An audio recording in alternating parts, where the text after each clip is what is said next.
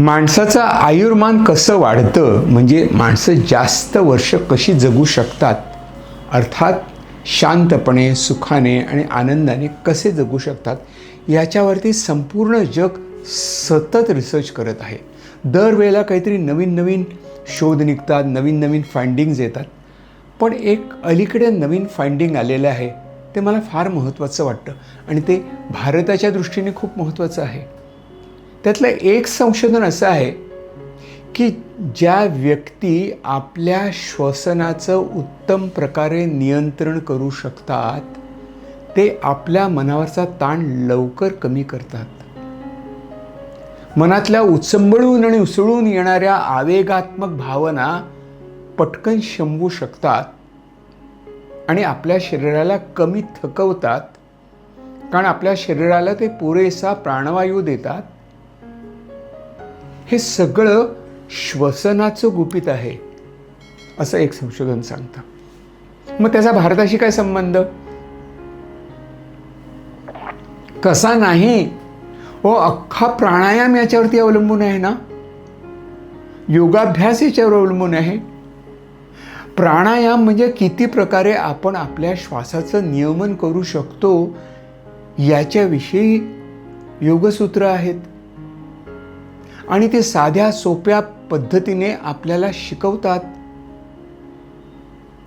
आता आपण प्राणायाम म्हटल्यानंतर जरा काही लोक जरा त्यात काय विषय, नेहमी कसा श्वास घ्यायचं का, असं काहीतरी विचारतात. पण त्याला काही अर्थ नाही. श्वासाचं नियमन म्हणजे आपण श्वास कसा घेतो आहोत आणि कसा सोडतो आहोत याची जागृत जाणीव, याच्याविषयी सजगता म्हणजे प्राणायाम. आणि कसं आहे, या प्राणायामाचं आणि आपल्या शरीरातल्या मज्जासंस्थेचं, म्हणजे आपल्या शरीरातल्या ज्या अनैच्छिक क्रिया आहेत त्यांचा संबंध आहे. आणखी एक गंमत सांगतो. आपल्या शरीरातल्या सगळ्या अनैच्छिक संस्था, म्हणजे हृदय, जठराचं काम, यकृताचं काम, आतड्यांचं काम, ही सगळ्या गोष्टी कशा घडतात? आपोआप घडतात, म्हणजे इनव्हॉलेंटरी असतात. पण या सगळ्या इनव्हॉलेंटरी सिस्टीममध्ये एक सिस्टीम अशी आहे जी अनैच्छिक आहे आणि इच्छेप्रमाणे आपण बदलू पण शकतो, ती म्हणजे आपला श्वास. याचं तंत्र, याचे मंत्र प्राणायामामध्ये आहेत, योगासनामध्ये आहेत, मेडिटेशनमध्ये आहेत. आणि त्याचा नियमित अभ्यास केल्यामुळे आपोआप आपल्याला आपल्या श्वसनाची सजगता येते. आणि काही सतत ती सजगता बाळगत असतो असं नाही.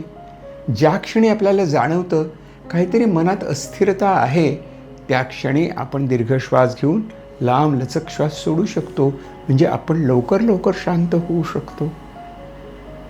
अर्थात त्याच्याकरता अभ्यास, स्वाध्याय करावा लागतो, पण तो कशा करताही लागतो.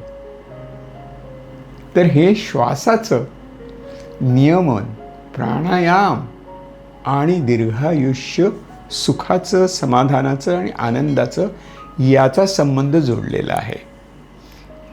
प्राणायाम को हलके से मत लेना, डीप.